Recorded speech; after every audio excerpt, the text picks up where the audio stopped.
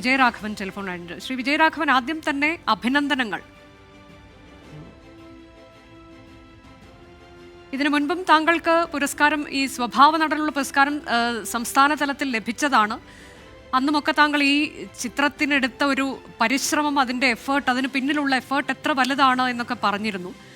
നാടകത്തിലുള്ള താങ്കളുടെ ആ എക്സ്പീരിയൻസ് ഇതിലേക്ക് എത്രത്തോളം വിലപ്പെട്ടതായി മാറിയിട്ടുണ്ട് എന്നൊക്കെയുള്ളത് അടക്കം ഈ ഘട്ടത്തിൽ താങ്കൾ എന്തൊക്കെയാണ് ഓർത്തെടുക്കാൻ ആഗ്രഹിക്കുന്നത്? ഈ സിനിമയെക്കുറിച്ച് പറയുമ്പോൾ, ഈ കഥാപാത്രത്തെക്കുറിച്ച് പറയുമ്പോൾ. എൻ്റെ അച്ഛനെ ഞാൻ ഓർത്തു. അതെ, ഞാൻ നടനാകാൻ എൻ്റെ എല്ലാം ഈ നാടകത്തിൽ അഭിനയിച്ചു എന്നുള്ളത് മാത്രമാണ് എൻ്റെ ഒരു നടനാകാനുള്ള എൻ്റെ ഏറ്റവും വലിയ പിൻബലം. സ്റ്റേജാണ് എൻ്റെ ഇപ്പോഴും ഞാൻ ഏറ്റവും കൂടുതൽ സ്നേഹിക്കുന്ന സ്റ്റേജിനെയാണ്. അപ്പോൾ ആ സ്റ്റേജിൽ വ്യത്യസ്തമായ കഥാപാത്രങ്ങൾ ചെയ്യാനുള്ള അവസരങ്ങൾ എനിക്കുണ്ടായി. ഈ പറഞ്ഞ വളരെ വ്യത്യസ്തമായ കഥാപാത്രങ്ങൾ ചെയ്യാൻ. അപ്പോൾ അതുകൊണ്ട് ആ ഒരു എക്സ്പീരിയൻസ് കൊണ്ടാണ് ആയിരിക്കാം എനിക്കിതുപോലെ കഥാപാത്രങ്ങൾ ചെയ്യാൻ സാധിക്കുന്നത്. പിന്നെ എൻ്റെ ജീവിതത്തിൽ എനിക്ക് മറ്റൊന്നുമില്ല, അഭിനയം മാത്രമാണ്. കഴിഞ്ഞൊരു 51 വർഷത്തോളമായി, 52 വർഷമായി അഭിനയം എൻ്റെ പ്രൊഫഷനാണ്. അത് തന്നെയാണ് എനിക്കിങ്ങനെ ഒരു അവാർഡ് കിട്ടാനുള്ള അവസരം ഉണ്ടായി. അത് വലിയ ഭാഗ്യം.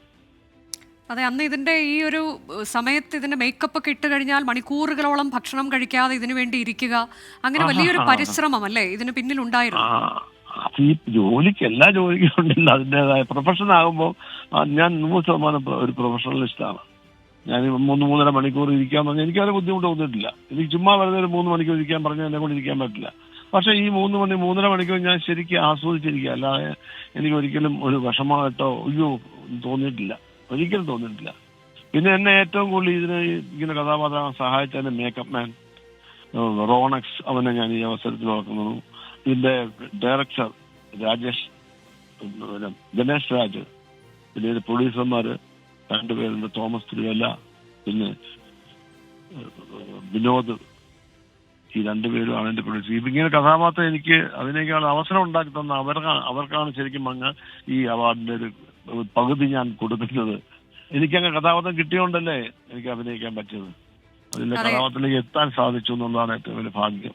അത് ഈ 100 വയസ്സ് കഴിഞ്ഞ ഒരാളെ അവതരിപ്പിക്കുക എന്ന് പറയുമ്പോൾ അത് എങ്ങനെയാണ്, നമ്മൾ എവിടെ നിന്നാണ് ഈ 100 വയസ്സ് കഴിഞ്ഞ ഒരാളെ അഭിനയിക്കാനുള്ള ഒരു, അതിന് എവിടെ നിന്നാണ് താങ്കൾ അതിന്റെ ഒരു പഠനം ഒക്കെ എങ്ങനെയായിരുന്നു? അത് പെട്ടെന്നൊന്നും ഉണ്ടാകുന്നൊന്നുമല്ല. എന്റെ ജീവിതത്തിൽ ഞാൻ പണ്ട് കണ്ടു മറന്ന, അല്ലെങ്കിൽ എന്റെ മനസ്സിൽ എവിടെയൊക്കെയോ അടിഞ്ഞുകൂടിയ ചില ബോധങ്ങളെല്ലാം കൂടെ ഒരു ക്യാരക്ടർ എന്ന് പറയുന്നത് ഒന്നല്ല, പലതാണ്. അത് പല രൂപങ്ങൾ.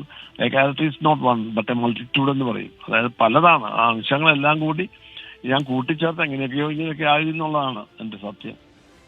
അല്ലെങ്കിൽ പ്രത്യേക ഒരാളെ കണ്ടുകൊണ്ടൊന്നും അനുകരിക്കുന്നതല്ല, അനുകരണമല്ല അഭിനയം. അതെ, ഉർവശിക്കും ഇതുപോലെ തന്നെ മികച്ച പുരസ്കാരം ലഭിക്കുന്നുണ്ട്, സഹനടി എന്നുള്ള പുരസ്കാരം. പിന്നെ എനിക്ക് ഉർവശിയോട് അതുപോലെ ഇഷ്ടമുള്ളൊരു നടിയാണ്. ഇതിനു മുമ്പ് ഉർവശിക്ക് അവാർഡ് കിട്ടിയിട്ടുണ്ട്, അതിനൊക്കെ മുമ്പ് കിട്ടേണ്ടതായിരുന്നു. അത്ര ഇതിന് 100% അർഹയായിട്ടുള്ളൊരു നടിയാണ് ഉർവശി. വളരെ നന്ദി ശ്രീ വിജയരാഘവൻ. ഒരിക്കൽ കൂടി